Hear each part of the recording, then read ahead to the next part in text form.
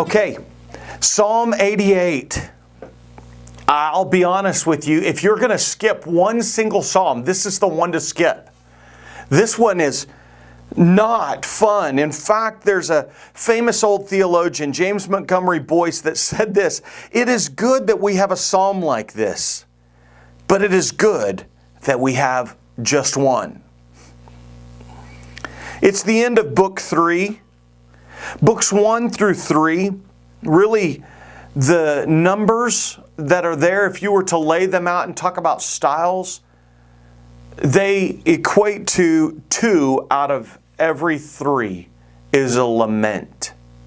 So we come to this psalm that is at the end of book 3, and it's the end of the section where 2 of the 3 psalms are a lament. Books 4 through 5 are much more heavy on praise. In fact, they switch that ratio altogether. And so if you find yourself getting weary of laments, you can know that in the coming studies, from this point on in the book of Psalms, it switches to where 2 out of 3 will be praises, joy. Psalm 88, though, by far is the darkest.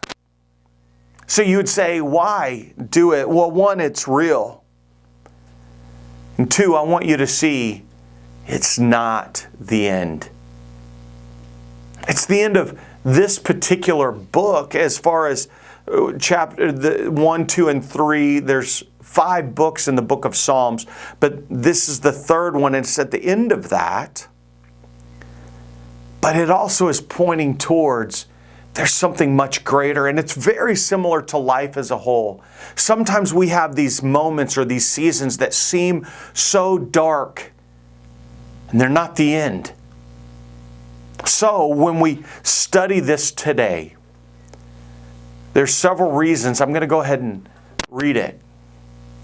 But I want you to have those thoughts in mind as you get ready to study, as you get ready to read it, so that you can identify with them. And it could be that you've had one of those dark moments, and it's important for you to know that you're not forgotten.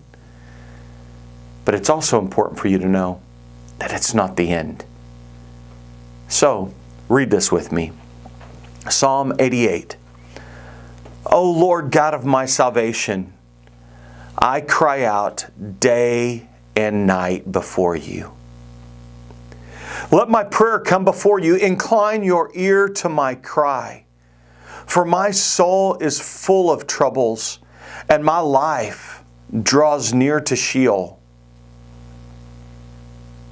I am counted among those who go down to the pit.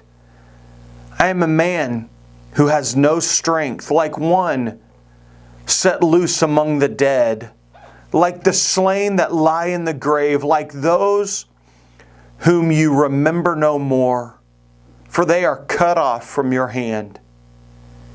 You have put me in the depths of the pit, in the regions dark and deep. Your wrath lies heavy upon me, and you overwhelm me with all your waves. Selah. You have caused my companions to shun me. You have made me a horror to them. I am shut in so that I cannot escape. Do you sense the desperation that is there? Verse 9, my eye grows dim through sorrow. Every day I call upon you, O Lord. I spread out my hands to you. Do you work wonders for the dead? Do the departed rise up to praise you?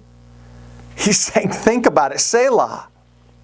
Is your steadfast love declared in the grave, or your faithfulness in Abaddon? Are your wonders known in the darkness, or your righteousness in the land of the forgetfulness?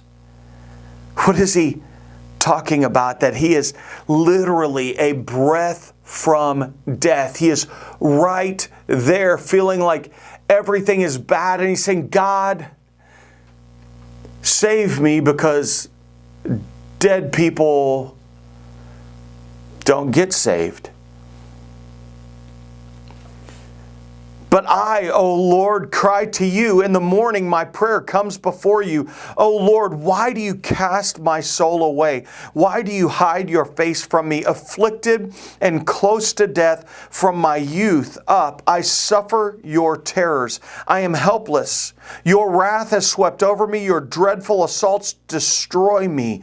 They surround me like a flood all day long. They close in on me together. You have caused my beloved and my friend to shun me. My companions have become darkness.